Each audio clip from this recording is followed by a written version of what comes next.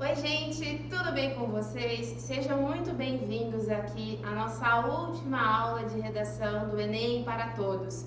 Se você é um aluno que já acompanhou aqui no nosso canal as outras aulas, seja muito bem-vindo. Se você é um aluno que encontrou agora o nosso site aqui no YouTube e também a nossa página aqui no YouTube e também os nossos vídeos, seja muito bem-vindo também. Essa aula, ela vai servir aqui com uma revisão de todas as questões que a gente já falou de redação, sobre todos os problemas que a gente já discutiu, todas as competências do Enem. Então sejam todos muito bem-vindos e aproveitem essa aula para tirar as últimas dúvidas que vocês tenham e coloquem aí no chat, façam as perguntas de vocês e a gente vai respondendo à medida do possível, tá bom? Muito bem, meu nome é Emily. Vou pedir para vocês se inscreverem aqui na página do ESAG Medicina, né? E também nas minhas redes sociais. A gente está fazendo essa aula aqui diretamente da unidade de São Paulo, tá bom? E vamos começar aí pensando em algumas questõezinhas estruturais, né? Das competências e tudo mais, antes de trabalhar com um tema que vocês também vão encontrar aí na descrição do nosso material, tá bom? Então sigam lá o ESAG nas redes sociais, se inscrevam aqui no canal para vocês não perderem o que está acontecendo, ativem o sininho também para receber essas notificações e aproveitem aí o tanto de aulas que a gente vai trazer essa semana.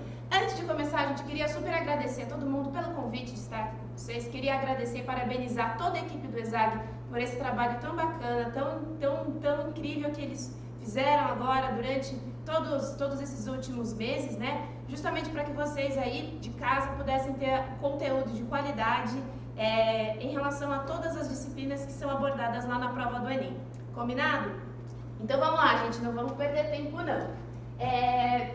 Primeira coisa, vamos nos lembrar aqui de algumas características importantes da prova do Enem, antes da gente saber como é que a gente vai resolver essa prova, como é que a gente vai discutir, que tipo de argumentos a gente vai colocar, como que a gente vai construir a nossa argumentação e etc. Gente, primeira característica importante, não se esqueçam que a prova do Enem, a redação do Enem, ela é um tipo de dissertação argumentativa. Por que dissertação argumentativa? Porque você explica ideias, né? E você explica ideias com a finalidade de convencer o teu leitor a respeito de determinada questão. Então não é simplesmente falar por falar, né? Eu sempre falo para os alunos, não é do que eu vou falar, mas você vai defender uma ideia, você sempre vai tentar convencer o teu leitor a respeito de um ponto de vista que você adotou, que você acha válido e que você tem também argumentos para comprovar, tá bom? Então não esqueça dessa ideia, a dissertação argumentativa, dissertação porque ela explica e argumentativa porque ela também defende um posicionamento, ok? Agora, diferentemente de outros vestibulares ou até mesmo de provas que você tenha feito durante o ensino médio, né, sobretudo no terceiro ano, em que às vezes os professores de português pedem para vocês discutirem pontos positivos e pontos negativos de uma medida, ou então pedem para vocês discutirem se uma ideia deve ser aprovada ou não deve ser aprovada, de uma maneira bem polarizada, né? Muitos alunos aprendem a debater redação elaborando prós e contras, pontos positivos e negativos. Diferentemente disso, a redação do Enem ela não tem muito essa lógica. Por que ela não tem essa lógica, Emily? Porque ela discute problemas, né? Como assim? Problemas, gente. As sociedades têm problemas. Não só problemas vinculados à sociedade brasileira, a gente sabe que na maior parte das vezes os problemas abordados no Enem, eles estão relacionados ao Brasil, mas não só a sociedade brasileira, a sociedade mundial, a gente já teve temas aí como o tema de 2018, né? A manipulação do comportamento, que era geral, mas são problemas na sociedade, né? Problemas, eu vou falar aqui para vocês, em diferentes áreas, de diferentes segmentos, mas que de alguma maneira afetam um coletivo. Não é um problema necessariamente individual, né? É um problema que afeta, sei lá, 10 pessoas, 2 pessoas, 100 pessoas, isso é muito pouca gente, né? Não, são problemas grandes, a gente está falando aí de dimensões territoriais extremamente amplas. Por isso que a gente não pode perder de vista essa questão. Cuidado para não pensar a sua redação só pontos positivos e pontos negativos. Não. A gente vai discutir problemas. No ano passado, por exemplo, em 2019, o recorte, a gente já está com a cabeça, estamos em janeiro já pensando com a cabeça em 2020. Em 2019, o tema da redação do Enem, o recorte temático, foi o seguinte: democratização do acesso ao cinema no Brasil. Você pensa assim, Emily, mas onde que está o problema? Democratização é uma coisa importante, isso não é um problema. Sim, o problema que está constituído ali, ainda que ele não esteja naquele recorte temático, ele estava ali proposto nas coletâneas, que é a ideia de que aqui o cinema no Brasil não está sendo democratizado, né? Ou não foi, ou historicamente não se construiu como democrático, assim como o acesso a outras artes ou outras áreas do conhecimento, etc. Mas você tem um problema, né? Na proposta de 2018, que era justamente a manipulação do comportamento dos usuários pelo controle de dados na internet, aquele tema caminhão, a gente tinha ali um problema já colocado no recorte temático, a manipulação. Aí já tem uma treta, né? Então não se esqueçam disso, que vários professores e professoras que vieram aqui falaram para vocês a respeito disso, né? Olha, é problema, então vai trabalhar com esse problema, vai esmiuçar, vai entender por que ele acontece, como ele afeta, quais são as implicações desse problema, se ele tem ou não tem uma raiz histórica. É sempre olhar com senso crítico para esse problema que a gente vive, tá bom, gente? E por que a gente tem que falar desse problema? Porque ao final da sua redação, lá na conclusão, você já sabe, você já deve ter ouvido falar que a gente precisa apresentar o quê? Uma proposta de intervenção, certo? Uma proposta de intervenção que seja completa, seja concreta, né, detalhada e também que respeite os direitos humanos, né? A gente não pode colocar uma medida que afete os direitos humanos, porque caso a gente faça isso, a nossa competência, a competência 5 da redação, ela pode ser zerada, tá bom? E aí o máximo de nota que você pode obter nessa redação inteira é a nota de 800, caso você vá muito bem nas outras competências também, tá bom? Então lembra disso, sempre vai ter uma treta aí para você resolver, e aí você vai precisar discutir esse problema e ao finalzinho apresentar uma proposta de intervenção, combinado?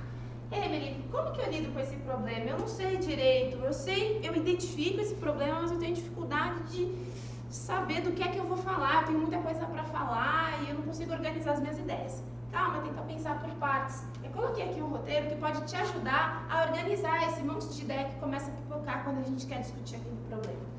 Primeiro, como ele afeta a sociedade? Pensa nesse problema. Hoje, por exemplo, a gente vai debater um problema que é a gestão de resíduos no Brasil, né? Os problemas vinculados à gestão do lixo, né? Em diferentes segmentos. A gente vai falar do lixo, da coleta seletiva, reciclagem, descarte irregular, presença ou ausência de aterros sanitários e tal. Tem várias coisas para a gente falar sobre esse tema. Pensa, como ele afeta a sociedade, né? Como que ele está presente na sociedade?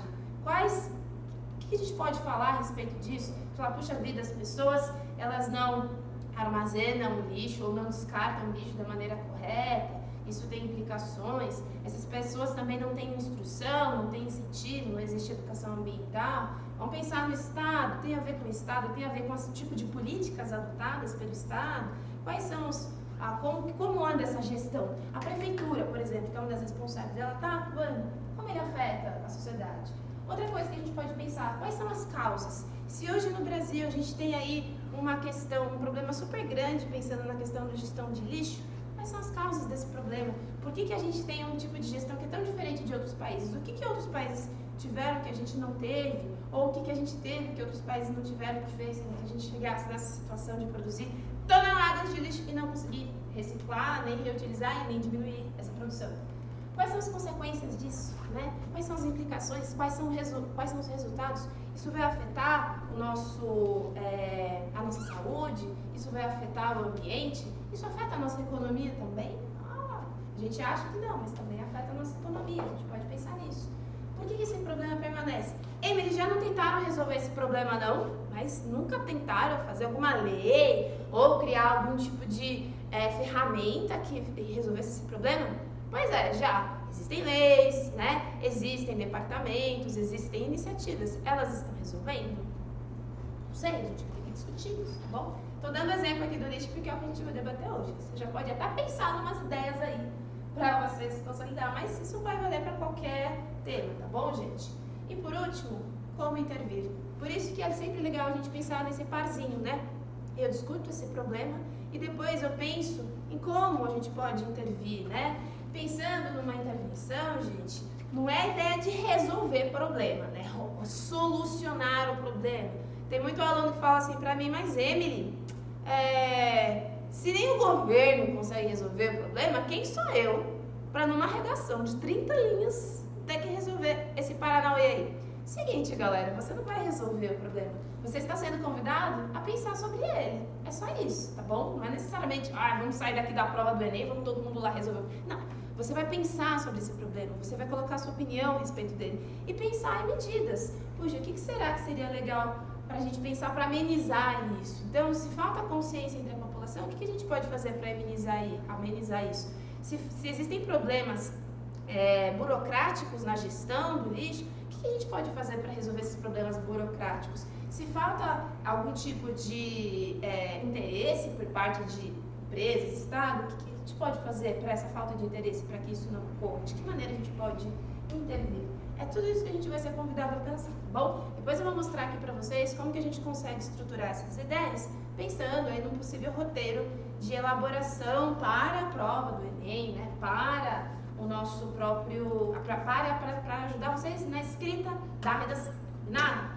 Mandem aí as dúvidas de vocês no chat, a gente vai respondendo aí à medida do possível, tá bom? Então, beleza, lembrou lá? Problema, intervenção e pensa como esse problema acontece, como ele afeta, causas, consequências, por que ele permanece e como a gente pode intervir em relação a esse problema. Outros alunos, inclusive alguns de vocês, já devem estar se perguntando aí, Emily, que tipo de temas que podem aparecer na redação do Enem? Emily, quais são as apostas das bancas? Emily, qual vai ser, né? As pessoas ficam tentando pensar em diferentes temas, em diferentes articulações, eventualmente algumas publicações aí do próprio Ministério da Educação e da página do INEP podem levar os alunos a essa apreensão de querer adivinhar o tema e etc. Uma dica que a gente sempre dá para os nossos alunos e também para todos os alunos de modo geral, né, não essencialmente para quem está perto da gente.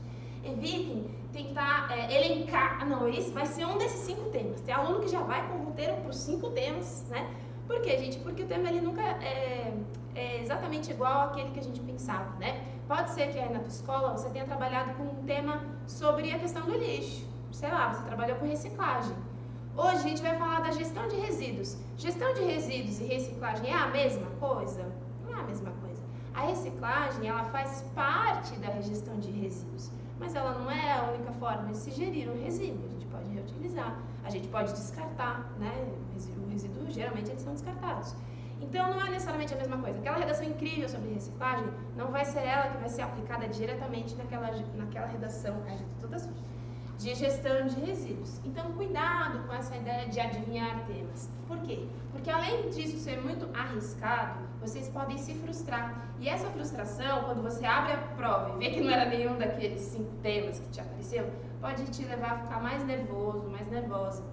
Então, tentem evitar essa questão, tá, gente? O negócio você vai fazer a redação para qualquer tema que aparecer, qualquer tema que pintar. Por quê? Porque você sabe que vai ser um problema.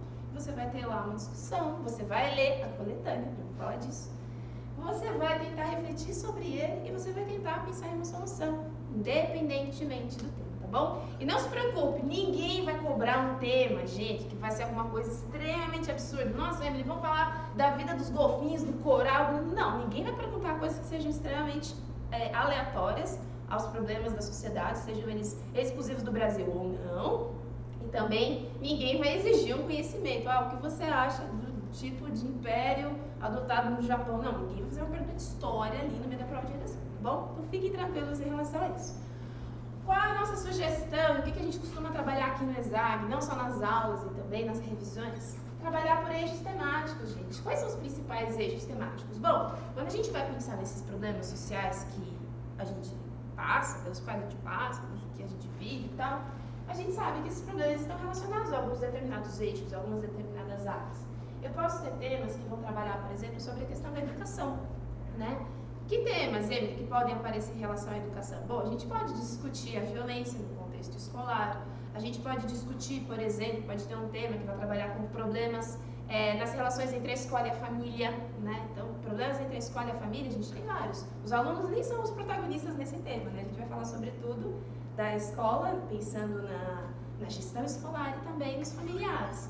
Posso ter um tema de redação que vai falar sobre a carreira docente, vai falar sobre os professores, vai falar sobre a formação dos professores, vai falar sobre a violência que os professores sofrem, como a gente já teve em outras provas de outros vestibulares e tal.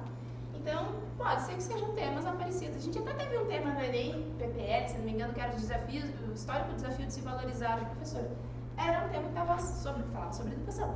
Pode ser sobre educação remota? Pode ser, né? A gente não sabe, não gosta de arriscar nesses temas, mas pode ser sobre educação remota, educação à distância. Ensino superior à distância pode ser um pouco mais restrito, pode ser um pouco mais amplo. Por isso que não é bom você decorar um jeito. Não, para educação vai ser só isso.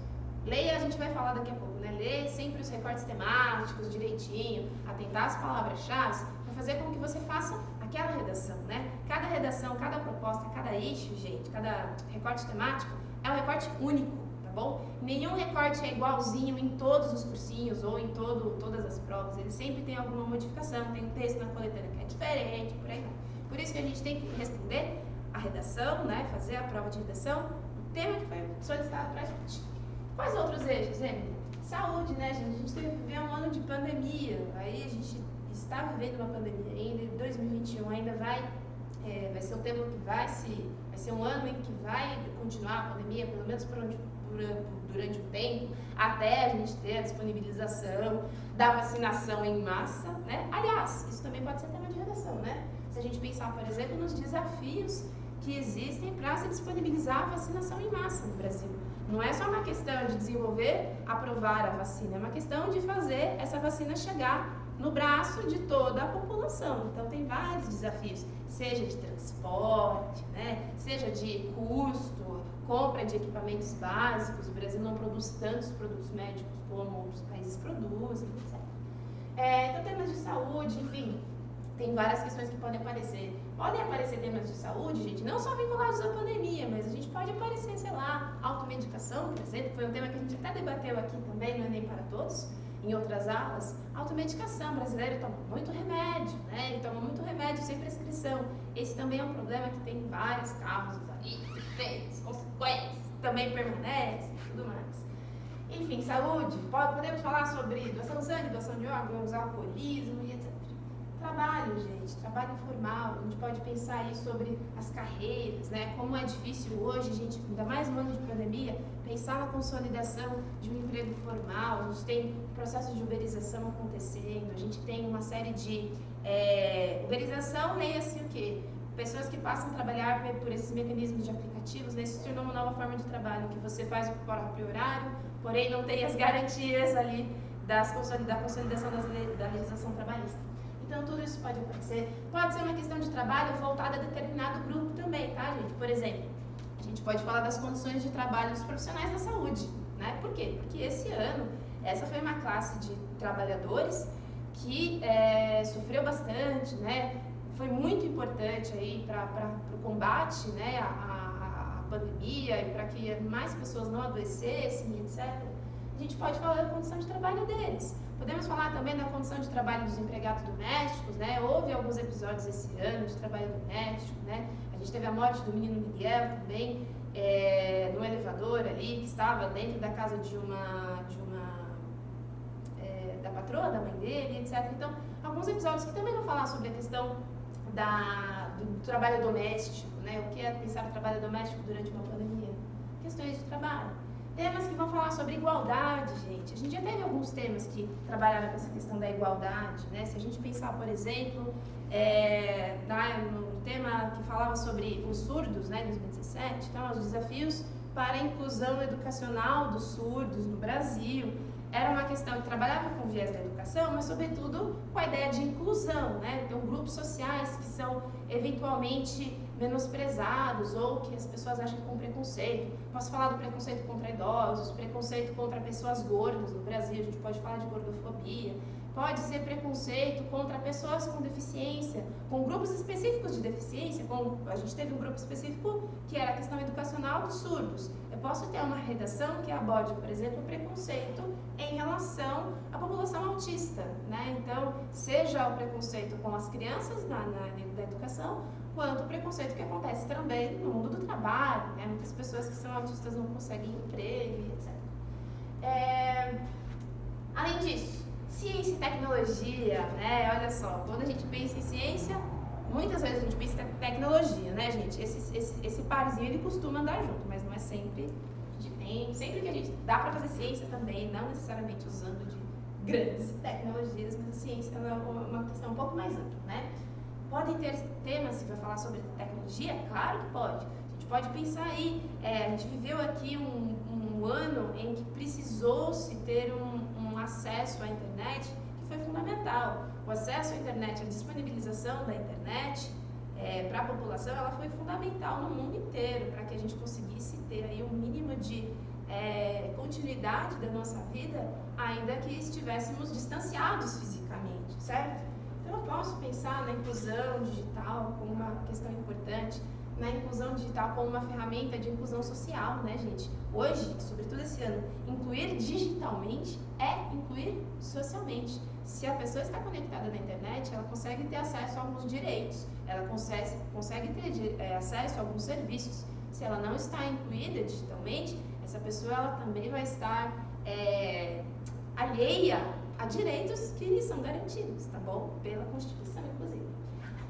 Tá bom, educação, saúde, trabalho, igualdade, ciência, tecnologia, desenvolvimento social. Emily, nunca ouvi falar disso. Como assim desenvolvimento social? Para mim, desenvolvimento era só econômico. Calma, gente. Um país também precisa se desenvolver socialmente. Quando a gente pensa no tema, por exemplo, como pobreza, a baixa renda, a ausência de renda, vai falar ausência de renda, ausência de renda, a gente está falando sobre um desenvolvimento social. Quando a gente pensa, por exemplo, na população mais pobre, em determinados espaços, em determinadas regiões específicas, né? Então a população que mora no interior de um estado que não tem um desenvolvimento econômico muito forte, ou se a gente pensa numa população que mora numa periferia de uma grande cidade, pode ser que essas pessoas não tenham renda para se desenvolver. Quando eu fui pensar nisso, eu posso ligar essa ideia ao desenvolvimento social do país. O país não precisa se desenvolver apenas economicamente, mas ele também tem que desenvolver a saúde, mas ele também tem que desenvolver a educação, ele também precisa desenvolver o trabalho, né? São várias questões que ele precisa desenvolver. Desenvolvimento social é uma delas. Inclusive, gente, a gente tinha um ministério até 2019, que era o Ministério do Desenvolvimento Social, que era um ministério responsável, por exemplo, por fazer o gerenciamento para fazer a gestão do programa Bolsa Família, certo? Então, por exemplo, o Ministério do Desenvolvimento Social fazia ali, adotava critérios, criava políticas, né, fazia trabalho de gestão. Esse é um ministério, ele foi incorporado por um novo ministério criado no governo do Jair Bolsonaro, que se chama Ministério da Cidadania. Hoje, o Ministério da Cidadania, ele integra o Ministério do Desenvolvimento Social, antigo, o Ministério da Cultura, antigo, e ele também vai integrar o Ministério dos Esportes. O Ministério dos Esportes, que tinha até então a última gestão, também está incluso agora nesse Ministério da Cidadania. Ou seja, pensar em desenvolvimento social, pensar em medidas para se desenvolver vários outros direitos, não só a ideia de economia. Então, pobreza, insegurança alimentar, né? Pensar no desenvolvimento da saúde dessas crianças, minimamente, tudo isso vai estar voltado aí dentro desse desenvolvimento social. Segurança pública, a gente já sabe, pode ser um tema, gente, que vai falar sobre o aumento da criminalidade, pode ser um tema que vai falar sobre o combate às drogas, né? Porque a gente é uma questão de saúde, mas também é uma questão de segurança pública, porque tem a ver com tem relação com o tráfico de drogas, então tem a ver com criminalidade também. Pode ser um tema que vai falar simplesmente da gestão da segurança pública, né? Ou seja, cara, como é difícil você integrar delegacias, você conseguir ter profissionais suficientes para fazer com que os sistemas de tecnologia avancem ali dentro da segurança pública. Às vezes a gente tem muita falta de diálogo, né, entre as delegacias, entre departamentos, entre as esferas municipal, estadual, que causam vários problemas aí na segurança pública. Meio ambiente também, né, gente? Terminando o nosso círculo aqui, se a gente pensar em meio ambiente, tem várias coisas das quais a gente pode falar. A gente pode falar não só de desmatamentos ou de incêndios, né, florestais, etc., mas a gente também pode falar de descarte de lixo, né? O tema que a gente vai falar hoje sobre descarte de resíduos tem a ver com o meio ambiente, tem um pouco a ver com saúde também, mas a gente está dentro de todas essas esferas. Perceberam? Aqui, ó, numa rápida leitura desses eixos temáticos, a gente pensou em vários problemas sociais. Eventualmente, vocês sabem, pensando lá na intervenção, que existem ministérios responsáveis por isso, né? Existe o Ministério da Educação, da Saúde, do Meio Ambiente, da Justiça e Segurança Pública, o Ministério da Cidadania, o Ministério da Ciência e Tecnologia.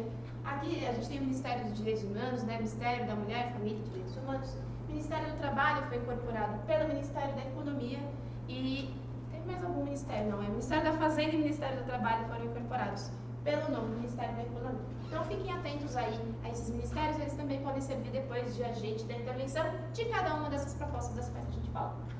Muito bem, Emily, tá bom, já sei aí qual é a principal característica do Enem, já sei quais são as possibilidades de eixos temáticos que podem aparecer na minha prova, mas o que eu preciso lembrar para não perder ponto? Porque eu sei que tem uma tal de competência 5 aí que sempre dá problema, competência número 1. Emily, que competências são essas? E quais são as dicas que a gente pode ter ou lembrar para que a gente não perca pontos em nenhuma dessas competências? Gente, coloquei aqui um resumo para vocês, a gente já abordou isso daqui exaustivamente em outras aulas, exaustivamente não, né? Mas enfim, a gente já trabalhou aqui em outras aulas com essas competências, né? Às vezes vocês têm várias, acessa aí o nosso canal se você tiver dúvida em alguma competência, procura pelos títulos das aulas de redação que vocês vão encontrar várias aulas para aquelas competências com as quais vocês têm mais dificuldade, etc. Então, que competências são essas, Emily? O que eu preciso lembrar em cada uma para eu não perder nenhum ponto? Primeira competência, gente, do Enem para redação, domínio da escrita. Cara, não tem muito jeito. Vocês estão sendo avaliados não só pela reflexão crítica, pela capacidade de mobilizar repertórios, informações, organizar, propor soluções, mas vocês também estão sendo avaliados pela modalidade formal da escrita que a gente tem, né, gente? A gente não pode escrever da maneira como a gente fala, porque a gente sabe que dentro de uma estrutura, de uma avaliação educacional, esse tipo de competência e habilidade também está sendo exigido da gente, como é exigido em outras provas, né? Quando a gente escreve uma questão dissertativa, num outro vestibular, etc. Então, para o domínio da escrita, que vai avaliar aí a sua ortografia, a caligrafia não, mas a ortografia, a sua pontuação, concordância, regência, acentuação, etc. Vai avaliar todas essas questões e vai avaliar também a sua precisão vocabular. O que é precisão vocabular? Gente, às vezes a gente fala um monte de palavra, não tem muito a ver o que a gente está falando, para tentar descrever um processo, né? Às vezes a gente usa uma palavra que não tem muito a ver, a gente quer falar alguma coisa e usa outras palavras para tentar falar essa coisa e nem sempre é muito feliz. Isso é muita imprecisão vocabular, então é importante que a gente trabalhe, né? Uma dica que eu sempre dou para os alunos é a dica de ler as cartilhas de redação que foram disponibilizadas pelo INEP, né? Inclusive essa que foi disponibilizada aí recentemente, com redações nota 1000, para que vocês tenham acesso ao tipo de vocabulário que costuma ser empregado nessas redações. E uma outra dica fundamental para que vocês evitem perder pontos na competência número 1, que é a competência de escrita. Gente, releiam a redação de vocês. Vocês conhecem o Masterchef? Sabe quando o pessoal do Masterchef pergunta lá para os candidatos: você provou aquilo que você fez? Então, a dica para a redação é a mesma. Como assim? Você leu aquilo que você escreveu, né? Fala assim, ai não, eu escrevi, pô, que tomara que dê certo. Não, gente, não é assim. Você tem que ter controle sobre aquilo que você produz. Por que eu sempre falo para os alunos, eu insisto na releitura? Porque é na releitura lá do teu rascunho que você percebe um monte de errinhos ali, ou de desvios que você tenha cometido. Então você esqueceu um acento, putz, esqueci o acento. Caraca, eu escrevi 2 vezes a mesma palavra. Emily, eu falei 2 vezes a mesma coisa que não percebi. Gente, é na releitura que a gente consegue perceber isso. É na releitura que a gente descobre os nossos principais erros, né, os nossos principais desvios. E outra coisa, se você tem alguns problemas que sempre foram assim muito característicos do teu texto, então você fala, Emily, o meu problema é sempre a concordância. Concordância não tem jeito, eu sempre perco ponto por isso. Emily, sempre perco ponto por acento. Emily, a minha professora já falou várias vezes, eu sempre perco ponto por pontuação, eu não sei pontuar direito. Eu sempre dou essa dica. Cara, se você tem uma dificuldade específica em um desses elementos, faz uma releitura só para eles, né? Faz uma releitura geral para você fazer as principais marcações e faz uma outra releitura, você tem erra direto a concordância, faz uma releitura só para os verbos, tá bom? Porque aí você fala, não, cara, eu preciso aqui parar para pensar e vai dar certo, tá bom? Eu lembro, só para vocês terem uma ideia, eu lembro quando eu estava na faculdade eu fiz minha graduação em português e francês. E eu lembro que no início da graduação eu tinha muita dificuldade com o francês. E eu sabia daquela dificuldade. Então, assim, uma das coisas que me ajudou muito a evoluir, tirar boas notas de maneira mais rápida, foi me concentrar nos meus erros. Assim como vocês fazem nas outras disciplinas, né? Vocês falam, sei lá, mol pra mim é um problema.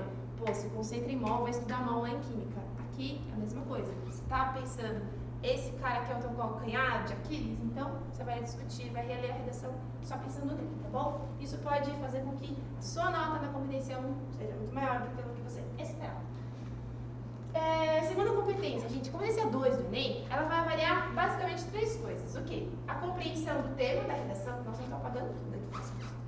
A compreensão do tema da redação, a estrutura que você vai adotar na redação, então você precisa ter introdução, desenvolvimento e conclusão, e também a presença ou ausência aí de um repertório legitimado, produtivo e pertinente. Calma que eu já explico isso. A compreensão do tema. Cara, você precisa escrever uma redação sobre o tema que te disseram, tá bom? Você tem lá várias palavras-chave no recorte temático, que nem em 2019. Democratização do acesso ao cinema no Brasil. Você pergunta para as pessoas, qual foi o tema da redação de 2019? Ah, foi sobre o cinema. Foi assim, gente, o cinema? Não. A redação falava sobre a democratização do acesso ao cinema. Ninguém perguntou para você se o cinema brasileiro é bom. Ah, o cinema brasileiro é bom ou o cinema brasileiro é ruim? Não era cinema brasileiro, né? Era o cinema no Brasil. E não era só o cinema no Brasil. Era a democratização do acesso ao cinema no Brasil. Então, não vacila. Escreve a redação do tema que te pediram, tá bom? Não é o tema do teu cursinho, não é o tema da tua escola, não é o tema que você viu na internet. É o tema que o Enem vai dar para você resolver, tá bom? Caso você faça esse negócio de trazer coisas que você pode até trazer ideias, óbvio, a gente vai reelaborar ideias. Mas chegar com uma redação pronta na prova é extremamente perigoso para essa competência, gente. E sabe qual é o maior perigo ainda disso daqui? Se você foge do tema aqui na competência 2, esse tipo de falta, vamos dizer assim, de problema, vai interferir também na pontuação das demais competências. Então, se você tangencia o tema na competência 2, né, para avaliar, cara, isso vai interferir tanto na sua nota na terceira competência, quanto na competência 5. Né? Então, você não vai conseguir chegar aí a uma nota que você precisaria, por exemplo, para concorrer determinada carreira. Você vai ter no máximo, sei lá, 700 e pouco, tudo vai depender do tipo de questão que você faz. Então, dica de ouro, cara, fica atento ao recorte temático que está sendo proposto para você. Trabalha com aquelas palavras-chave, né? Apresenta o tema, o problema da redação lá na introdução. Faça amarrações entre os parágrafos, pensando também na discussão desse problema. Mas não foge do tema, tá bom? Isso que vai ser fundamental para que você garanta a possibilidade de tirar até 1000 nota 1000 na redação.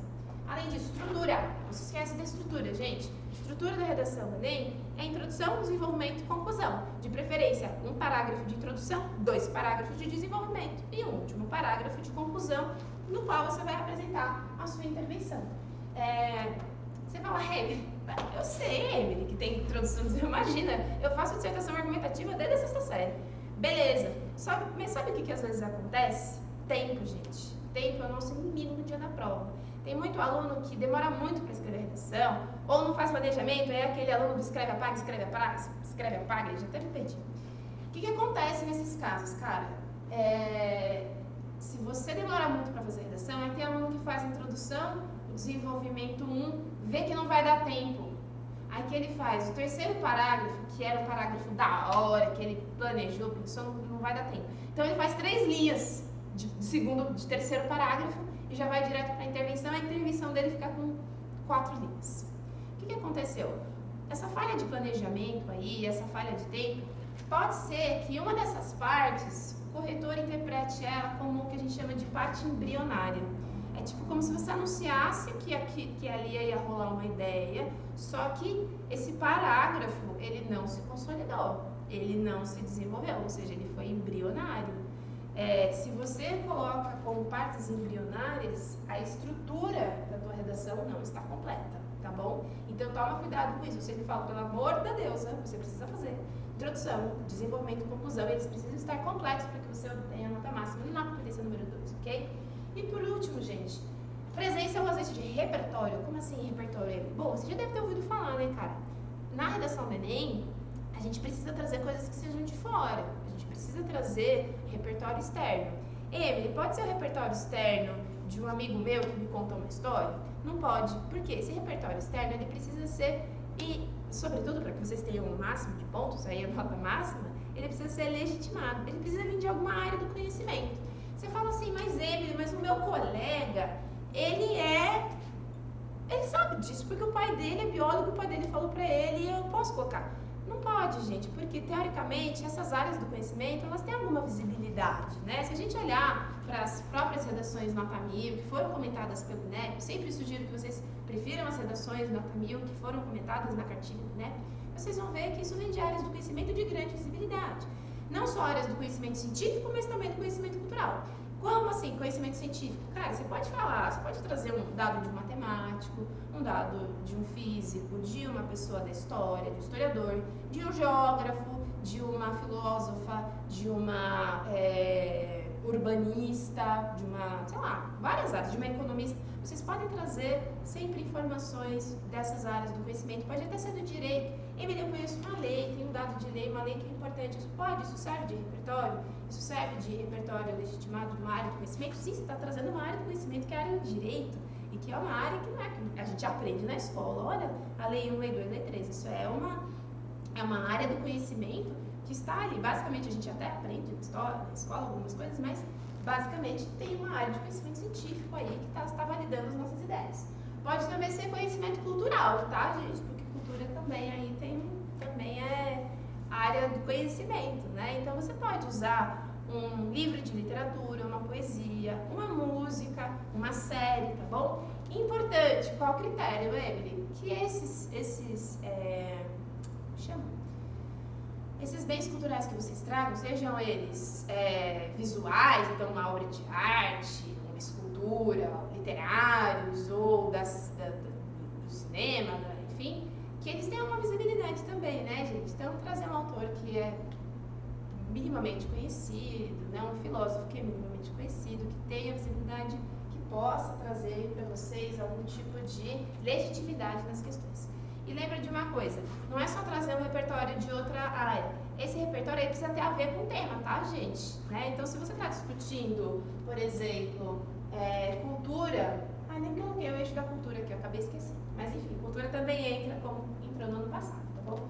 Se eu penso aqui no eixo da cultura, eu vou trazer aqui uma citação do Lévi-Strauss, né? O Lévi-Strauss, ele vai falar sobre como as sociedades elaboram a sua cultura. Uma das definições de cultura também é uma definição do antropólogo Lévi-Strauss. Eu vou falar sobre essa relação que o Lévi-Strauss trabalha com cultura, porque o meu tema ali está trabalhando sobre cultura.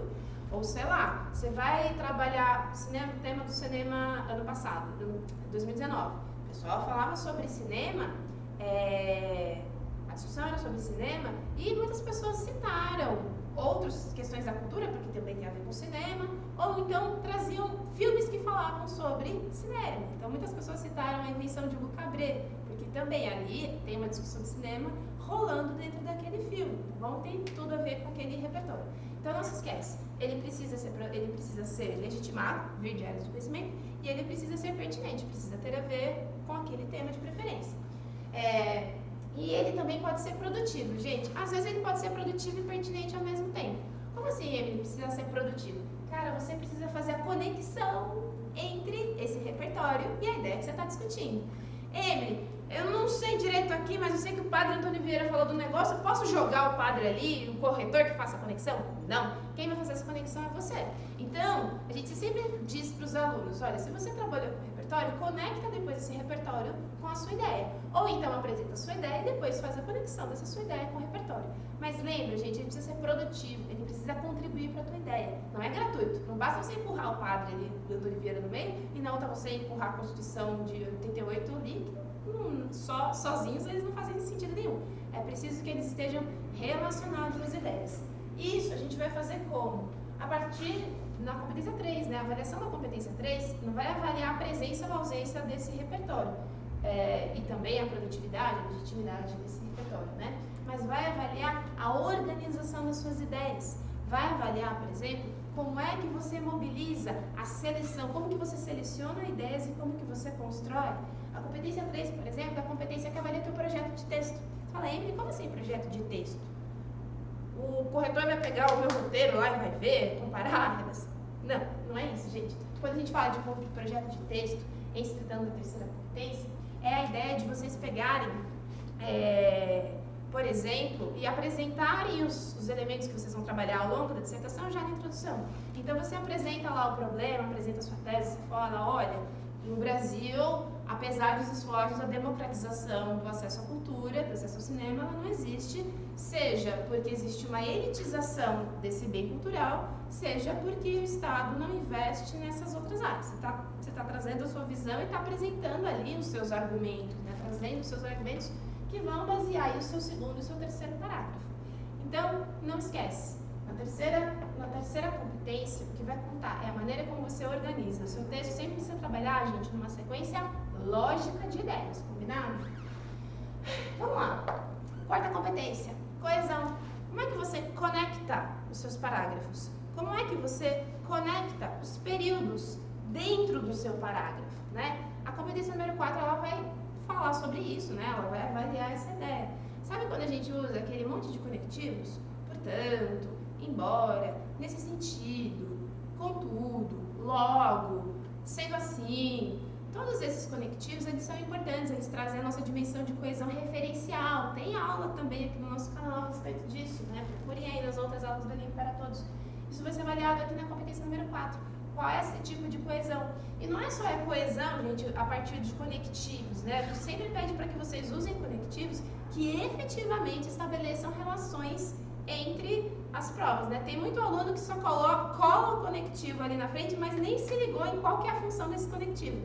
Ele fala, eu boto esse conectivo, eu nem sei o que ele quer dizer, mas eu já botei ele aí porque falaram que tem que colocar. Não, você precisa ter noção daquela ideia que está sendo colocada ali, aquele conectivo, para que aí sim você faça a conexão. E não é só isso não, gente. Cuidado, a repetição de palavras, ela também vai empobrecer o teu texto.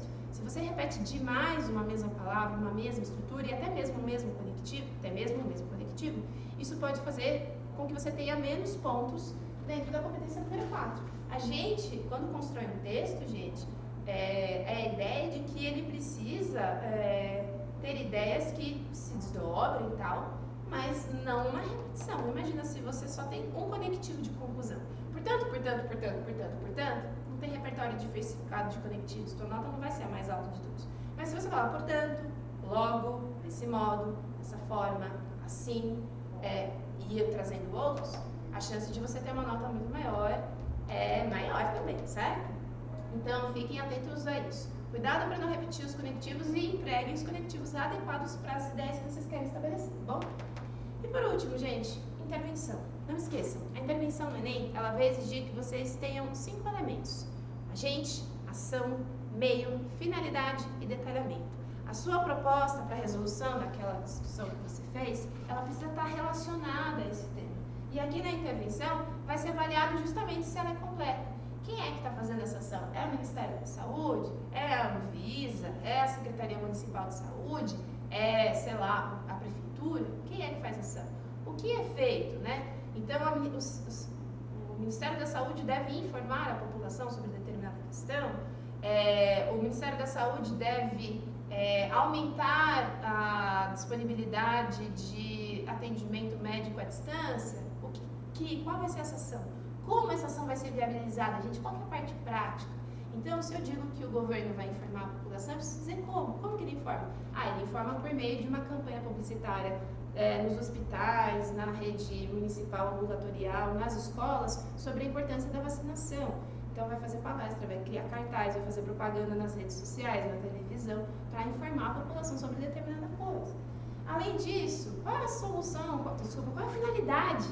Gente, ação, meio e finalidade. Qual é a finalidade dessa proposta? Qual vai ser o resultado dela? Onde que a gente vai chegar se a gente fizer isso? Bom, se o governo informar a população, se o Ministério da Saúde informar a população por meio de campanhas nos postos de saúde e tal, a respeito dos riscos da não vacinação, a gente pode fazer o quê? Aumentar a procura por determinadas campanhas, reduzindo o risco de que novas doenças apareçam. Ou seja, eu trouxe aí uma finalidade, um resultado e até o desdobramento desse resultado, né? Vou fazer com que as pessoas procurem esses postos de saúde, né? Aumente a procura pela vacinação e evite aí o reaparecimento de doenças que já foram erradicadas, por exemplo, se eu estiver falando de vacinação, certo? Então não se esquece, 5 elementos: agente, ação, meio, finalidade e um detalhamento. Nesse exemplo que eu dei, eu detalhei a finalidade, mas vocês podem detalhar outros caras. Emily, eu gosto de detalhar o agente. Posso? Pode. Emily, eu gosto de detalhar o meio, né? Muitas pessoas detalham o meio, apresentam as causas daquele meio, então exemplos daquele meio. Fiquem à vontade, mas sempre lembrem de detalhar pelo menos um desses 4 caras, tá bom? Gente, sabendo de tudo isso, o que eu preparei aqui para vocês, para que a gente já consiga ir para a discussão do nosso tema? Um roteiro de como elaborar uma redação no Enem. Pronto, cheguei!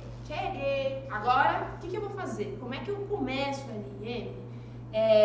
Qual é a primeira etapa antes de eu fazer a redação? Eu já pego no curso, já vou olhando, já vou escrevendo? Não, tem uma série de questões que a gente precisa levantar antes de chegar no nosso rascunho e depois aí na nossa versão final da redação. Portanto, quais os passos para a elaboração da redação no Enem? Coloquei aqui, gente, 5 passos. Pode parecer longo, mas você vai ver que isso eventualmente é feito de maneira mais orgânica, até mesmo mais rápida. Alguns desses passos eles ocorrem concomitantemente, em alguns casos, mas se não, é só seguir esses passos que você vai conseguir fazer um texto aí com qualidade, com organização e que pode te levar a um resultado muito maior na prova de redação da Enem. Muito bem. Primeira coisa, gente, leitura do recorte temático. Lembra que eu falei que o Enem, só ele tem um tema que só ele escreveu, tá? Que não tem em todo outro lugar. Tem um tipo de texto na coletânea, tem um recorte. Então, o que você vai fazer? Você vai ler esse recorte temático. Você vai observar qual que é a ideia que está sendo trabalhada, qual é a ideia que está sendo apresentada aí para você. O que eu preciso fazer, Emily, nesse recorte temático? Uma das coisas que a gente discutiu aqui ao longo das aulas é o seguinte: atente às palavras-chave desse recorte temático. Muitos alunos tendem a se concentrar em apenas uma palavra e, portanto, desviam do tema, fogem do tema, né? Tangenciam o tema. Então, o que você vai fazer para você não fugir do tema? Você vai atacar as palavras-chave. Se o tema está propondo para você o seguinte: os desafios na gestão da segurança pública no Brasil, os desafios na gestão da segurança pública no Brasil. Você vai concentrar a sua discussão nos desafios, né? Aquilo que a gente precisa enfrentar, que é difícil da gente enfrentar, desafios. Gestão significa o quê? Gerenciamento, ok? Como a gente está gerindo, não é os desafios da segurança pública, é na gestão da segurança pública. Então pensa, as pessoas que são responsáveis por administrar a segurança pública no Brasil. Como é que está essa gestão, ok? É como se a gente fosse avaliar o gerenciamento. Então lembra dessa palavra. Segurança pública, não estou falando de drogas exclusivamente, não estou falando de tráfico de drogas exclusivamente, estou falando de segurança pública, né? Segurança pública envolve também prevenção, envolve polícia, só polícia, não, envolve justiça também, certo? Quando a gente pensa nesse ciclo de uma pessoa que é flagrada dentro de um crime, essa pessoa, ela é levada a julgamento. Eu posso falar eventualmente do sistema penitenciário? Eventualmente sim, dentro de uma proposta de gestão de segurança pública. Posso falar só das cadeias? Também não, porque eu vou fugir do meu tema, ok? Então, fiquem atentos ao recorte temático que está sendo apresentado para vocês. E a dica é sempre ficar ligado com as palavras-chave para que essas palavras apareçam no texto de vocês também, tá bom? Depois que eu faço essa leitura atenta do recorte temático, o que eu tenho que fazer? Leitura da coletânea. Coletânea, gente, não é para pular. Lê se quiser. Não está escrito assim. Se você quiser ler a coletânea, está escrito assim: a partir dos textos motivadores, elabore uma dissertação. Então, a partir dos textos motivadores. Você vai ler o tema e você vai ler os textos motivadores. Por quê, gente? Eles ajudam a definir qual é o tema da redação. Às vezes, você bate o olho só no tema da redação, você não se liga direitinho o que é exatamente o que ele está querendo dizer. Lembre-se lá da vez que foi a manipulação do comportamento dos usuários. Muitos alunos falam: calma, o que é isso mesmo? Agora, com a leitura da coletânea, ficou mais fácil de entender do que os caras estavam falando, certo? Vai ler a coletânea. O que você vai fazer? Lê com caneta na mão, circula as informações que são mais importantes. Se aparecer a opinião de algum especialista, circula, cara. Aquilo é uma área do conhecimento. Aquilo pode te ajudar a pensar lá nos problemas, né? Pode te levar a lembrar, inclusive, de um repertório externo. Se aparecerem dados estatísticos como sistematicamente aparecem nas coletâneas do Enem, né? Sejam elas da prova, da primeira aplicação, da segunda aplicação, os dados eles costumam estar presentes, circulam essas informações. Outra coisa importante é quando o Enem ele apresenta para vocês algum dado, gente, tipo uma pesquisa, podem ser dados estatísticos, podem ser apenas algumas informações, alguns infográficos, etc. Não passa direto. Fala, o dado, tá, 70% da barra, tá bom. Não, cara, pensa a respeito desse dado. Pensa sobre ele. Não tá ali de graça para você simplesmente colocar, não. Pensa. Puxa vida, 70% dos casos de abuso sexual infantil acontecem no ambiente doméstico. Peraí, o que eu posso pensar sobre isso? Fala, cara, se acontece no ambiente doméstico, quer dizer que o lar, onde deveria ser o lugar que deveria assegurar a proteção para a criança, a família que deveria ser responsável pela proteção para a criança, que inclusive está previsto no Estatuto da Criança e do Adolescente, é aquela que não respeita essa legislação e não respeita a própria ética diante da criança e comete esse abuso, comete esse equívoco. Ou seja, percebeu como aquele dado que estava ali na redação meio, tá, 70%, você fala, não, peraí, família que deveria cuidar, inclusive está na Constituição, inclusive está lá no dia, sabe? É quase como se o dado te levasse a lembrar de outras coisas. Por isso que eu sempre falo, uma leitura atenta, circulando informações, estabelecendo comparações importantes entre os textos, pode levar vocês a criar argumentos, mesmo para aquele tema estranho que você falou que nunca debateu, não tem problema. Você vai fazer uma leitura atenta e você vai comparar esses textos da coletânea. Então, só uma dica para vocês, quando você estiver aqui na coletânea, pense naquele tema que você nunca viu, bom? Aquele tema que você não trabalhou, não se desespere. Você escreveu outros temas, você pensou sobre outros temas e você conhece as dinâmicas do Enem. Então, vai suave que vai dar certo. Faz o seguinte, o que você vai fazer? Você vai olhar para os textos da coletânea e você vai ver se existe uma relação entre eles. Vamos supor, eu vou dar de novo esse exemplo. Se eu estou numa proposta que é o combate ao abuso sexual infantil no Brasil, por exemplo, eu vou fazer o seguinte. Tem um texto que fala de uma proposta do Ministério da Mulher, Família e Direitos Humanos e tal, que também vai incluir aí, portanto, a proteção na infância, e uma legislação em relação à proteção da infância.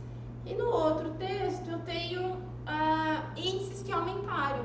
Você fala, caramba, essa lei aqui ela foi promulgada em 2004. Cara, 10 anos depois só aumentou o abuso sexual infantil no Brasil. Você fala, tem alguma coisa errada. Isso quer dizer que essa lei não funciona. Ou que apesar dessa lei, na prática ela não consegue. Então por que na prática, embora a gente tenha a lei, por que na prática essa lei não se adequa, né? A gente começa a fazer essas ligações. Por quê? Porque comparando os textos da coletânea você consegue chegar em alguns resultados, né? Por exemplo, na proposta lá de 2019, um dos textos lá falava sobre a criação dos irmãos Lumière na França, né, do cinema, criado pelos irmãos Lumière, trazia aquela dinâmica.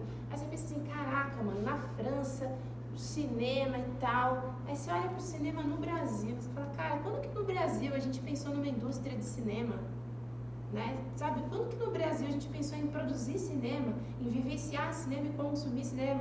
Ou seja, quando você pensa, na França, que lindo, maravilhoso, Lumière e tal, se você pensar nos Estados Unidos, Hollywood tem toda uma produção, um cinema quase que uma indústria. Você fala, cinema no Brasil a gente mal consegue ter acesso à televisão, né? Você começa a fazer essas comparações e isso te ajuda a chegar em argumentos, ainda que você não tenha trabalhado com aquele tema.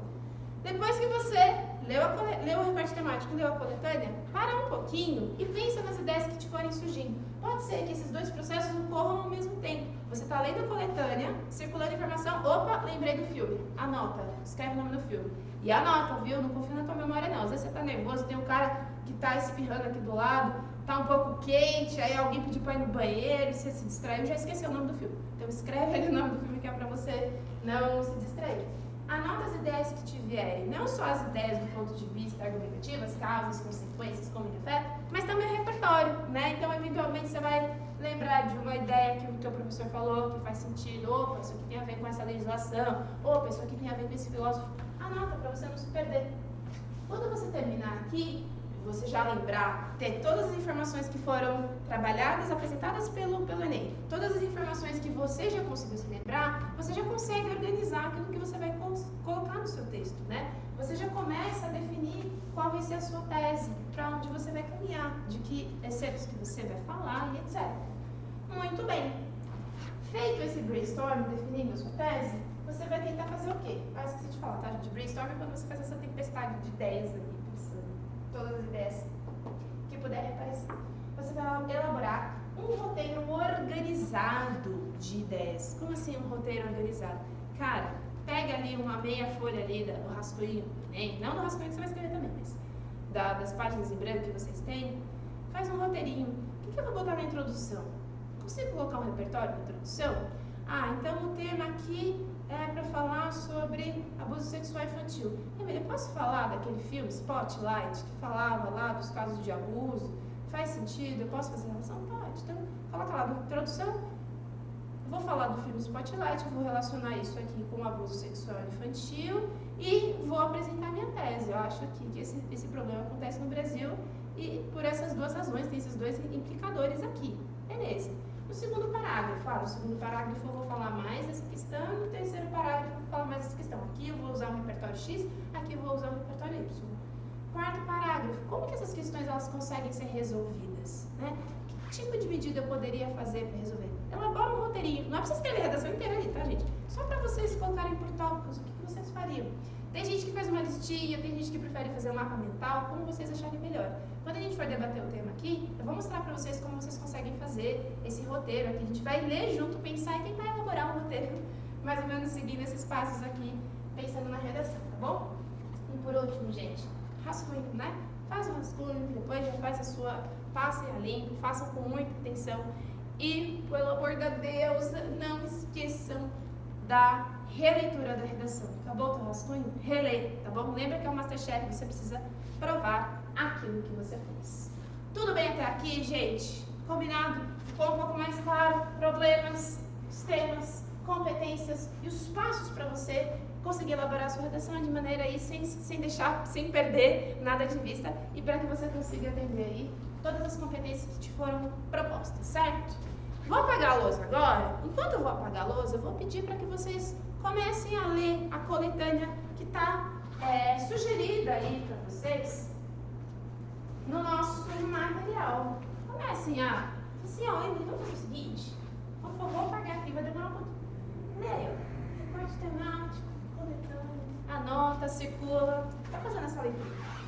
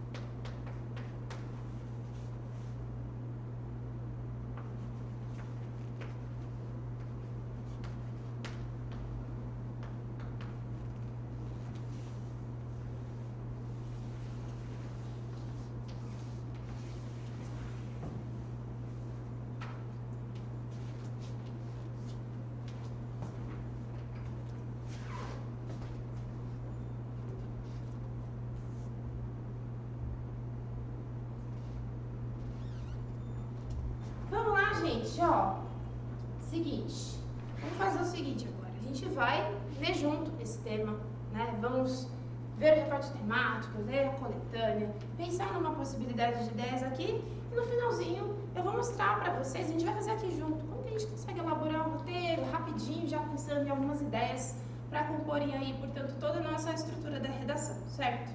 Qual é o recorte temático que está sendo apresentado para a gente nessa proposta do Enem? Coloquei na lousa os problemas da gestão do lixo no Brasil. De novo, quais são os termos-chave? Cara, aqui a gente já tem a palavra problema dentro do recorte. Para nossa facilidade, vamos dizer assim, nesse tema específico a palavra problema já está ali. Ou seja, o problema já está contido no recorte temático. Pode ser que não estivesse, pode ser que estivesse simplesmente, sei lá, dificuldades da gestão do lixo, ou então caminhos para aprimorar a gestão do lixo, e se tivesse temas ali bem correlacionados. Nesse caso aqui não, a gente já está falando, já está partindo do pressuposto que existem problemas na gestão do lixo, certo? Então, o que a gente tem que ficar atento, além de entender que já existe esse problema que está sendo colocado? Gestão. Lembra que eu falei aqui, a gente está desenhando para vocês a segurança pública. Se eu digo que existe um problema na gestão, eu estou falando do gerenciamento, estou falando da organização, estou falando sobretudo da maneira como esse sistema é gerenciado.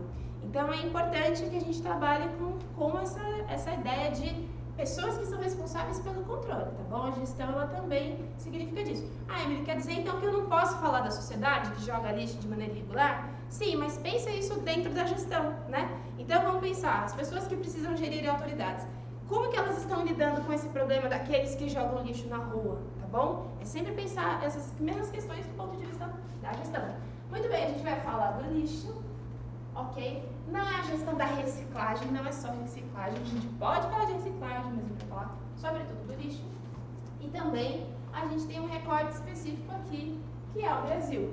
Emily, sempre vai ter esse recorte? Nem sempre vai ter esse recorte. Emily, se não tiver o recorte, eu sou obrigada a falar do mundo inteiro? Obrigada também não. Você pode falar só do Brasil, não vai ter problema. Mas nem sempre isso vai acontecer, tá bom? Sei lá, se for uma proposta, a gente até trabalhou com uma proposta aqui na unidade esse ano, que era um simulado, se eu não me engano, que era sobre os riscos da exposição excessiva nas redes sociais.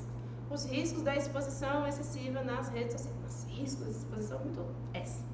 O risco da exposição excessiva nas redes sociais. Gente, esse risco ele pode acontecer no Brasil ou pode acontecer em outros lugares. Tem problema, Emily? Se eu der só exemplos brasileiros, também não tem problema, tá bom?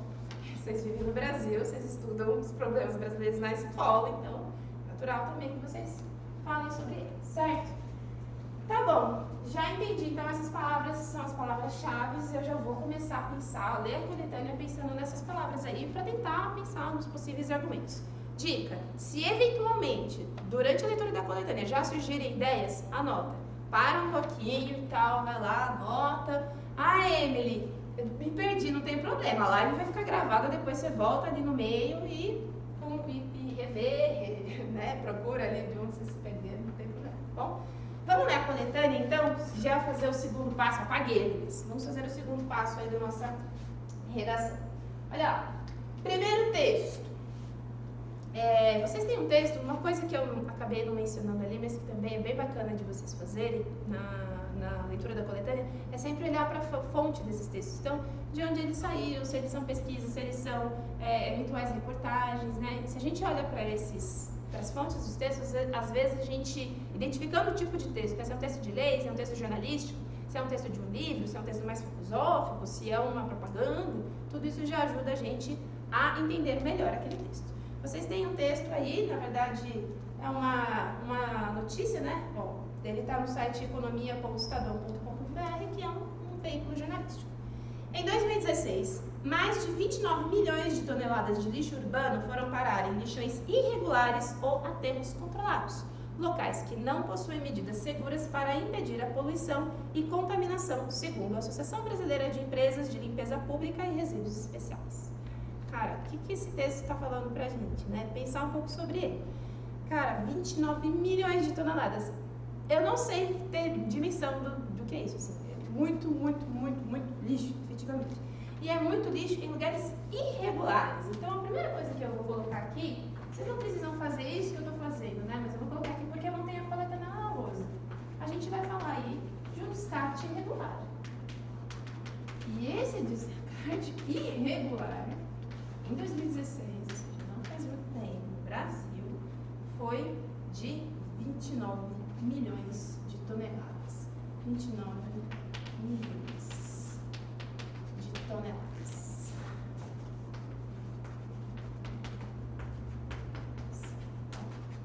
Muito bem. Além da grande geração de lixo, o índice de reciclagem ainda é muito baixo e se encontra estagnado há muitos anos. Segundo o Compromisso Empresarial para a Reciclagem, o levantamento de 2016 apontava que apenas 31 milhões de brasileiros, ou seja, 15% da população, tinham acesso a programas de coleta seletiva.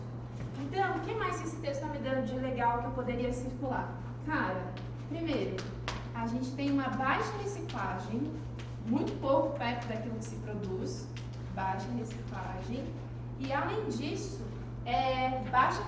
baixo acesso à coleta, ou pouco acesso à coleta seletiva. Olha só, a gente está falando de gestão, hein? Coleta seletiva. Você fala assim, Emily, mas eu separo o meu lixo. Coleta seletiva.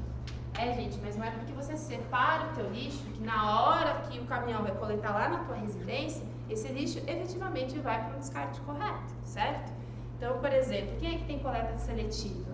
Existem domicílios em que existe uma coleta só, não existe coleta seletiva. Então, ali, o lixo reciclável e o lixo não reciclável, eles vão para o mesmo lugar. E pode ser que eles venham a parar nesses descartes irregulares. Então, por isso que a gente está falando do quê? A gente está falando de gestão. Não basta fazer coleta seletiva, é preciso ter acesso à coleta seletiva, combinado? Para quem mora em prédio, por exemplo, em alguns prédios, né? Eu falo aqui de São Paulo, porque boa parte da população também mora em apartamento. Alguns prédios já fazem essa coleta seletiva. Então, existem prédios que têm essa coleta seletiva. Realmente, o lixo tem toda uma política no prédio de separar o lixo e tal, que aquilo faz sentido. Toda a população tem isso? Não, tem toda a população, tá bom? Tá bom, texto número 2. Ei, não precisa ficar escrevendo que nem você, não. É só você circular, fazer uma flechinha aí no seu texto pra você também não perder tempo, tá bom? Só vou escrever aqui porque eu não tenho coletânea aqui na luz. Texto número 2, gente, vocês têm um texto aí, ó, que tá no site MMA. Você fala, Emily, o que é esse MMA? É a luta lá? Não, Ministério do Meio Ambiente, tá vendo? Tem um ponto igual ali do lado. Do Ministério do Meio Ambiente, vamos dar uma olhadinha, ó. A Lei 2.305, de 2010, que institui a Política Nacional de Resíduos Sólidos, foi aprovada em 2010. Ela contém instrumentos importantes para permitir o avanço necessário ao país no enfrentamento dos principais problemas ambientais, sociais e econômicos decorrentes do manejo inadequado de resíduos sólidos. Cara, olha que legal. Aqui você já tem um dado que é importante. Cara, tem uma política nacional de resíduos sólidos, ou seja, a gente tem uma legislação de 2010, 2021, vai fazer 11 anos, né? A gente estava estudando fazer 11 anos dessa política, e a gente tem um cenário ainda complicado. Tudo bem que esse dado é de 2016, mas vocês vão ver, tem outros dados aí. Não é só muita coisa, né? Enfim. Política nacional. E ela contém ali avanço necessário para o enfrentamento, principais problemas ambientais, sociais e econômicos. Gente, é óbvio, se a gente não gerir os resíduos sólidos de maneira correta, a gente vai ter implicações, seja na saúde da população, seja no bioma, no meio ambiente, e até mesmo na nossa economia. A economia também perde, também se fragiliza quando a gente produz um lixo para onde a gente não sabe onde vai e tal. Beleza.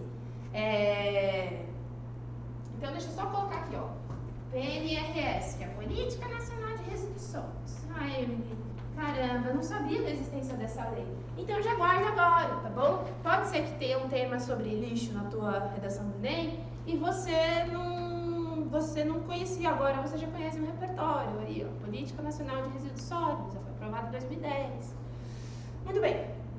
O que ela prevê, essa política? Prevê a prevenção e a redução na geração de resíduos, tendo como resposta prática de hábitos de consumo sustentável e um conjunto de instrumentos para propiciar o aumento da reciclagem e da reutilização dos resíduos sólidos, aquilo que tem valor econômico e pode ser reciclado, reaproveitado.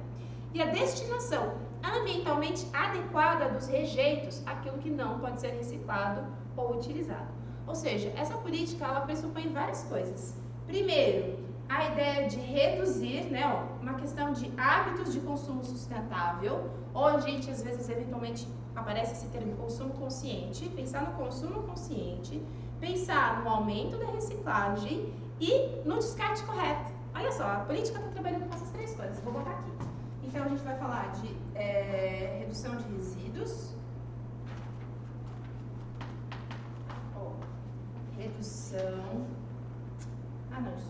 redução de resíduos não. Primeira coisa é consumo sustentável, né?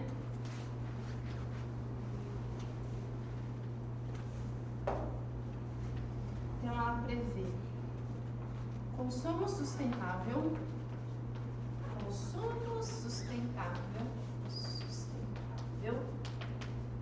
ela prevê redução e reciclagem, estou colocando assim bem grosso modo, tá? E além disso, de consumo sustentável, redução e reciclagem, descarte adequado.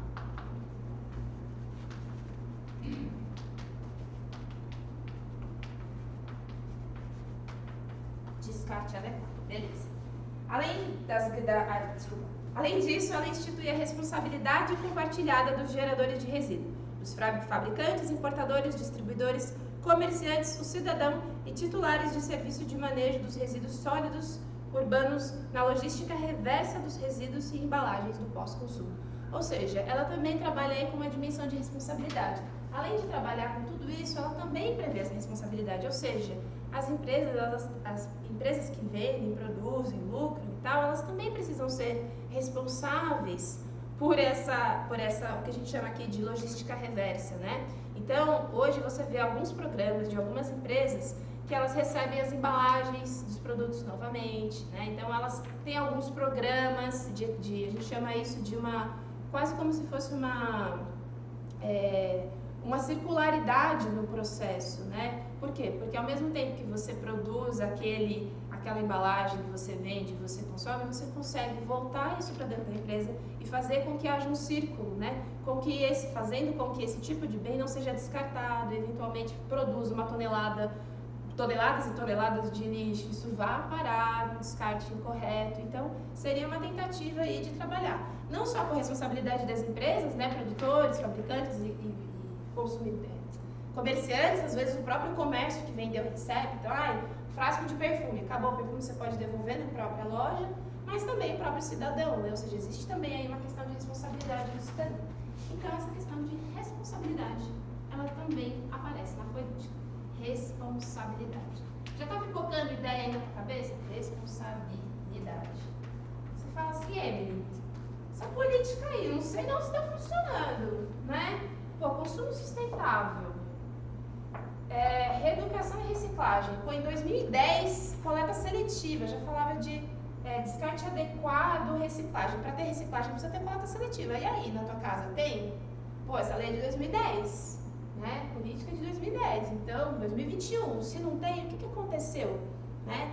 Aí na tua cidade, aliás, em todas as cidades, quem é responsável por fazer a coleta? A prefeitura. A prefeitura fez alguma coisa para aprimorar a coleta seletiva nesses espaços? A gente já vai pensando a respeito disso, tá bom? Terceiro texto da coletânea, gente. Terceiro texto que vocês têm aí. Vocês têm um texto que, na verdade, é um infográfico, está publicado no site da Folha, mas ele é como chama? Um infográfico que tem como origem, como base, o Ministério do Meio Ambiente. Vocês conseguem ver aí, do lado do canto inferior esquerdo, vocês conseguem ver assim, Ministério do Meio Ambiente, Panorama de Resíduos Sólidos, ABRELP 2016, ou seja, de novo aqui tem dados de 2016 em relação ao descarte de lixo. De novo, lembre daquilo que eu falei pra vocês. Você nunca bate o olho e fala, ah, tá bom o gráfico. Não, cara, pensa sobre ele. Ele pode te levar a encontrar argumentos para temas que você, sei lá, nunca tinha pensado em discutir. Texto, ó, no lugar errado. 56% dos municípios brasileiros recorrem a depósitos inadequados para lixo. Cara, é muito município, gente. 56%. Pensa assim, alguns resíduos eles precisariam ir necessariamente para aterros sanitários, né? Imagino que nas aulas de biologia vocês já tenham discutido essa questão, né? Enfim, que vocês já tenham trabalhado. Evidentemente tem muita gente em colégio que faz algum tipo de discussão, né, em relação a isso. O que é um aterro sanitário, gente? Diferente de um lixão, só para vocês terem uma ideia. Eu não vou fazer desenho porque eu sou péssima, tá? Mas um aterro sanitário, ele é todo preparado para receber determinados resíduos. Então é um local que tem toda uma estrutura, é caro, né? Querendo ou não é caro, porque esse lugar para receber esse resíduo tóxico, ele precisa ter todo um preparo. Então eu vou dar exemplos aqui. Eu sou especialista em aterro sanitário. Tem uma cobertura aqui, gente, que precisa ser cara, precisa ser bem feita, precisa ser de qualidade. Por quê? Se você colocar o resíduo aqui, por exemplo, esse resíduo não pode contaminar o solo. E se esse resíduo contaminar o solo, a gente vai ter um problema aqui nesse solo, sei lá, seja um problema de risco de explosão, a gente já vivenciou aqui vários riscos de explosão, e explosões também, né, gente, em lixões que não foram preparados, né, em aterros que não foram preparados para essa questão. O aterro sanitário, ele consegue receber esses resíduos sem a contaminação. Só que boa parte, você fala assim, mas então quer dizer que aquele lixo que não pode ser reciclado, todo esse lixo vai para o aterro preparadinho, bonitinho, que tem ali componentes que vão, por exemplo, impedir que haja explosão nesse local? Não, né, gente? O que a gente está vendo aí, não. 56%. Deem uma olhada, nesse primeiro gráfico, vocês têm aí também à esquerda, primeiro gráfico à esquerda, a gente vê que a gente tem 48% de lixões, 8% de aterro controlado e 41% são de aterros sanitários, ou seja, menos da metade de aterro sanitário. Quais são os prejuízos que a gente tem aí no meio ambiente? Quais são os riscos? Aqui em São Paulo a gente já teve vários exemplos, gente. Existem duas áreas aqui na cidade de São Paulo especificamente, que foram áreas que construídas depois de muito tempo, em cima de aterros, né? E essas áreas, elas ficaram assim, durante um tempo, precisou se evacuar determinadas áreas. O campus da USP Leste, por exemplo, a gente tem algumas unidades aqui da USP, né? Tem o campus da cidade universitária aqui na cidade, mas também tem um campus, um novo campus na zona leste da cidade. Esse terreno, por exemplo, durante muito tempo ele ficou interditado, depois que a USP tinha sido construída, porque aquele terreno tinha sido construído sobre o lugar e havia risco de explosão, e aí os técnicos iam lá e mediam os índices, era bem complicado. Tudo isso para falar que tem diferença importante aí para a vida de muita gente durante e depois, mesmo depois de muito tempo, em diferença de lixões e aterros, tá bom? Então, além disso, além de não ter aterro e ter muito lixão e aterro não controlado, aterro controlado, o lixo produzido, então, em 2016, o lixo produzido no país, 78,3 milhões de toneladas, 91% foi coletado e 9% com destino impróprio. Cara, 9% de 78 milhões de toneladas, cara, é coisa pra caramba. Imagina, você fala assim, 9% tá suave. Mano, gente, o que é 9% de 78 milhões de toneladas? Imagina isso, é muita coisa, né? A gente já tinha colocado aqui, ó, esse índice era um índice muito grande, né? O índice de 29 milhões aqui era de lixo urbano, tá bom? Aqui a gente tem o lixo produzido no país, não só o lixo urbano, tá bom? 29 é lixo urbano e o restante são os lixos de todas as cidades. Coleta seletiva, aí ó, dá uma olhada no gráfico, cara, 70% de municípios com alguma iniciativa, aí gente, se vocês observarem, tem um asterisco do lado, lá embaixo fala assim, ó, mas nem sempre em toda a área urbana, alguma iniciativa. Esse exemplo da cidade de São Paulo, vocês pegarem um prédio numa região central ou numa região mais centralizada, né, porque o centro é muito grande de São Paulo, pode ser que tenha coleta seletiva. Aí lá na periferia, não, às vezes esse lixo sequer é coletado, às vezes ele é descartado no próprio ambiente, né, descartado no córrego e tal, de maneira inadequada, enfim. Então não tem coleta seletiva e o último gráfico está dando o que aí pra gente? Ó, presença do plano de gestão integrada de resíduos sólidos. 59% dos municípios não tem planos. Aí você pensa assim, pô, mas tem uma política nacional que vai trabalhar com isso. Mas muitas cidades, apesar da política nacional, não desenvolveram políticas próprias, né? A gente está vendo quanta coisa, tudo na coletânea, né, Ara? Não desenvolveram políticas próprias. Os prefeitos precisam se mexer, gente, né? A prefeitura precisa se mobilizar, sobretudo nessas áreas aí de urbana, por exemplo, que a gente sequer tem, ó, não sobretudo nas áreas urbanas, fala de regiões de muita gente, de descarte irregular, de falta de coleta seletiva e tal. Precisa fazer esse tipo de trabalho, certo? Então não tem planos, 41% tem planos e 0,48% não informado. Ah, meu Deus, eu preciso terminar, vamos lá. Além disso, a gente tem um outro dado importante. 2.976 era o número de lixões no país em 2016 e R$ 9,92 por habitante por mês era o valor médio investido pelos municípios em serviços de limpeza urbana. Ou seja, R$ 10 por mês por habitante. Gente, sabe? É muito baixo esse valor, né? Para pensar no processo de coleta seletiva. Você acha que R$ 10 paga o processo, né, de coleta de lixo, coleta, descarte adequado de lixo? Talvez a questão do investimento. Então eu posso pensar que puxar uma ideia de falar de investimento, que os investimentos são baixos e que não existe uma articulação entre município e Estado? Claro, cara. Tá dito isso aí, bonitinho, tá escrito, não existe articulação entre o Estado e o município. Não tá escrito isso na coletânea, mas você, lendo a coletânea, você chega nessa ideia, certo? Muito bem. E o texto número 4, gente? Deixa eu até colocar aqui o texto número 3. O texto número 3 aqui, então eu vou colocar aqui, ó, dados, tá? Tem vários dados que estão sendo apresentados. Coleta seletiva,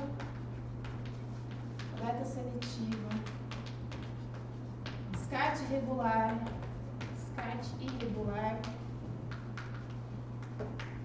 investimentos e plano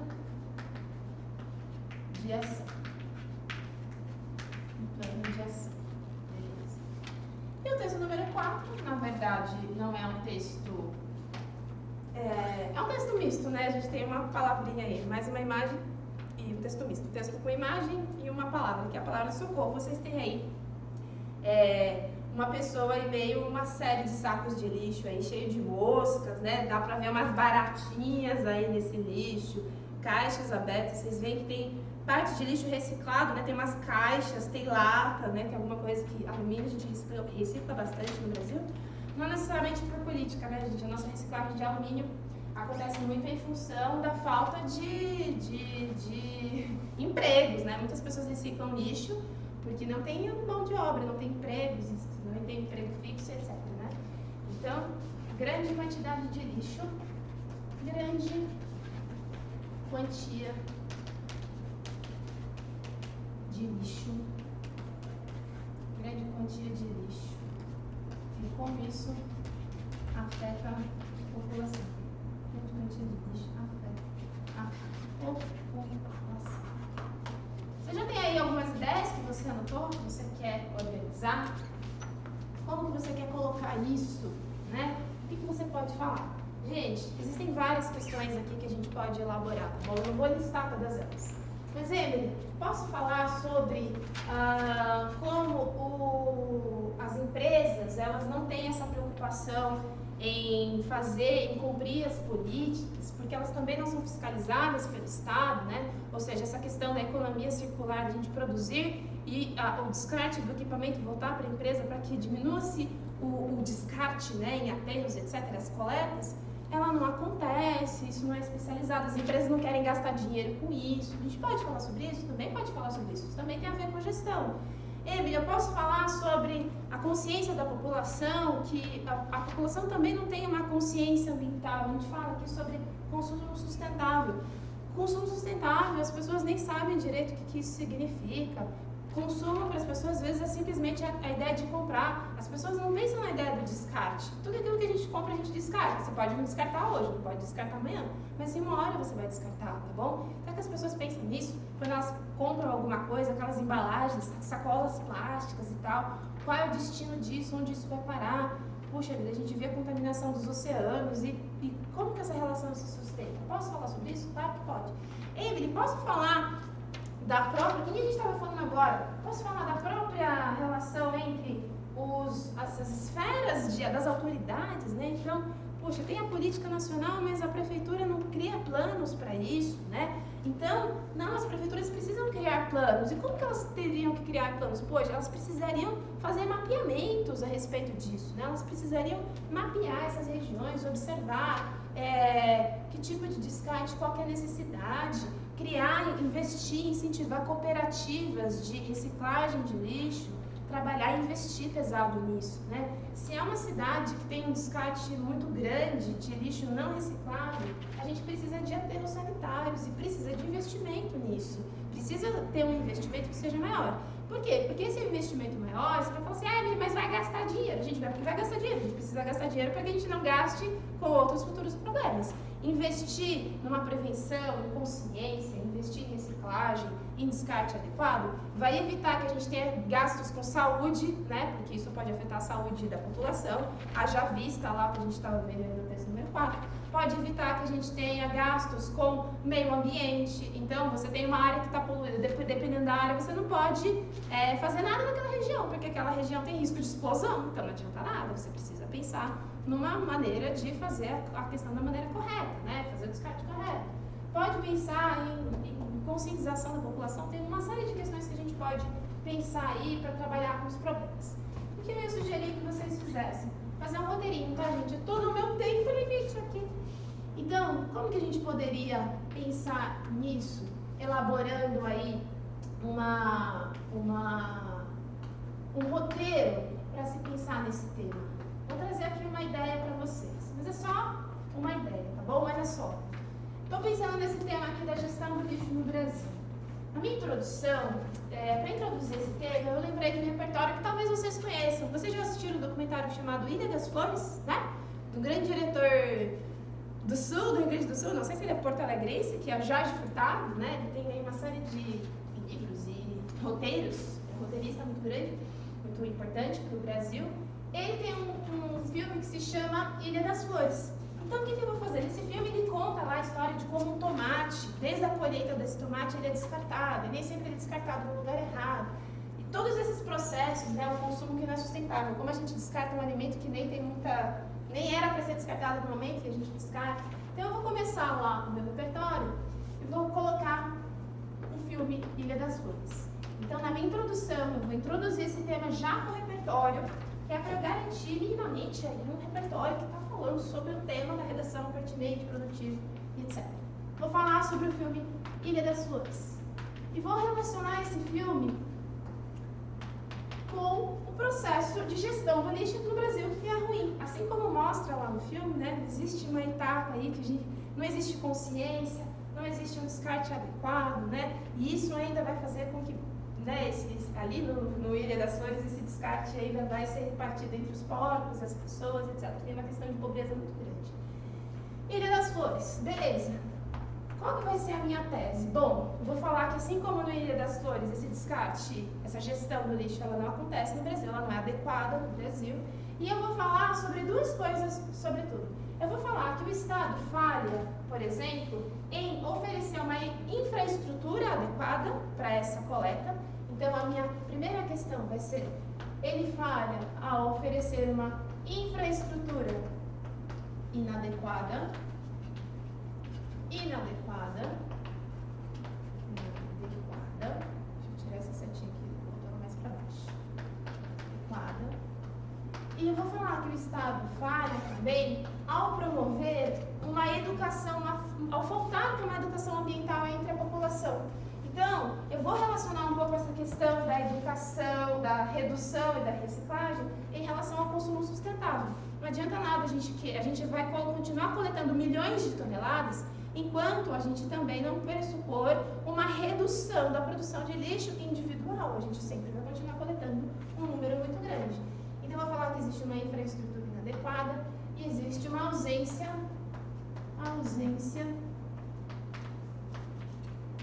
de educação ambiental. Ambiental sobre o consumo.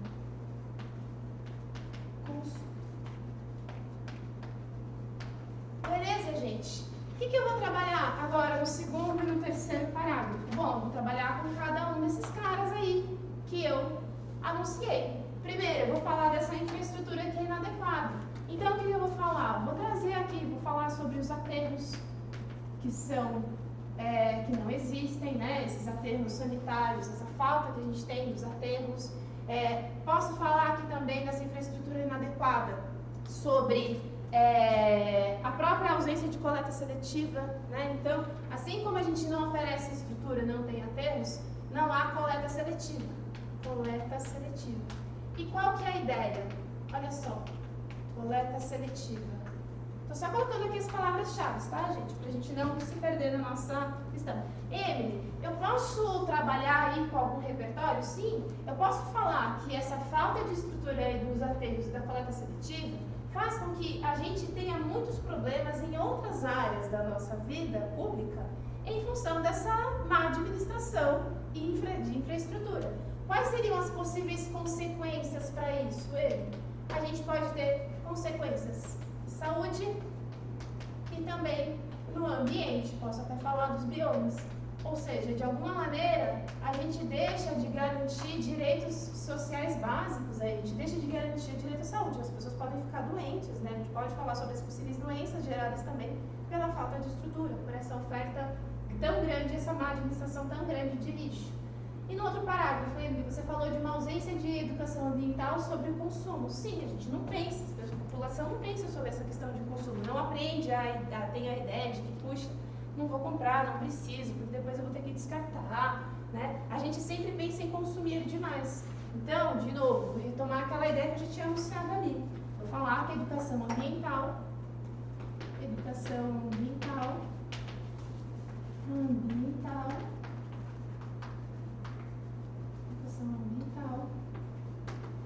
não é consolidada.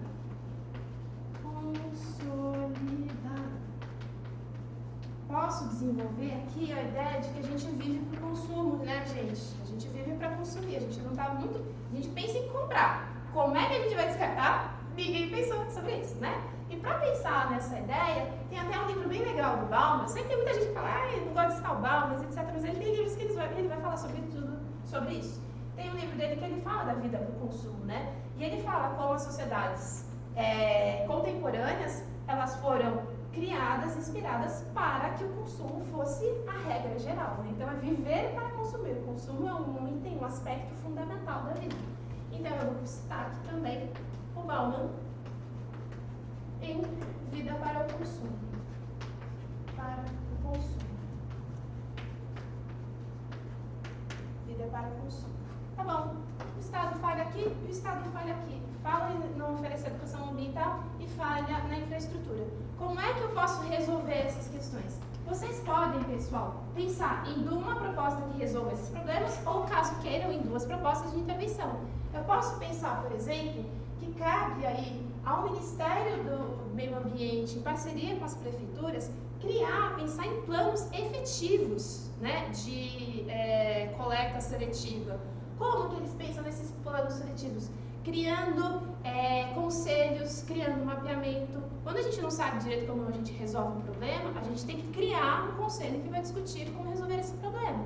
Então, vamos criar um conselho e fazer mapeamento na cidade, ver qual que é a quantidade, como que é, que tipo de lixo que é, quanto que as pessoas produzem, como que é, onde tem empresa. Os municípios precisam saber disso. Então, eu vou colocar aqui, ó, parceria do Ministério do Meio Ambiente mais prefeituras. E o que eles vão fazer? Eles vão tentar aprimorar essa gestão, né? Aprimorar a coleta e distribuição do lixo. E aí, por meio, né, vocês completem a proposta por meio dessas questões que eu acabei de citar.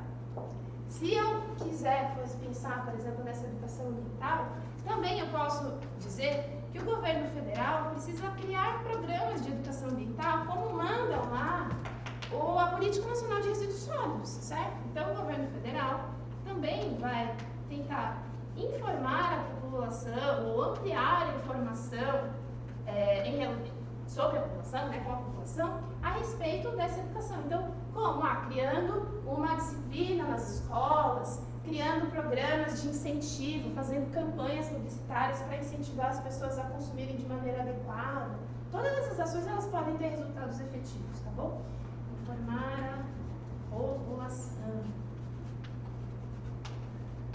Informar a população sobre a necessidade.